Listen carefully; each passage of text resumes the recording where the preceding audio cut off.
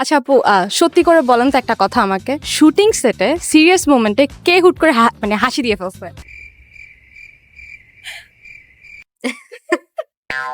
আমরা দুইজনেই, নিশো ভাই এবং আমি অনেক সময় মানে সিরিয়াস মোমেন্টে হেসে দিয়েছি। মাঝে মাঝে নিশো ভাই এমন পিকুলিয়ার জিনিস করে ফেলে, আমি আর মোটেই সিরিয়াস থাকতে পারি না। খুব ভালো লেগেছে, মানে অ্যাটলিস্ট এত তো সিরিয়াস আসলে থাকা সম্ভব না। নিশো ভাই যথেষ্ট চেষ্টা করেছে ব্যাপারটাকে লাইট করার, একদম লাইটলি শুটিং করার। এই এরকম একটা ফানি মোমেন্ট কি আমাদের সাথে শেয়ার করা যায়? আমাদের একটা সিন ছিল কাজাকিস্তানে, যে অনেক সিঙ্গিং একটা ডিউন, সেই ডিউনের উপরে আমার উঠতে হবে এবং ওইখানে কেউ থাকতে পারবে না, আমি আর নিশো ভাইয়া। অনেক উঁচু, কত উঁচু আমি এখন বলতে পারবো না, কিন্তু এমন উঁচু, নিচ থেকে আসলে আমাদের একটা বিন্দুর মতন দেখা যায়, এমন উঁচু।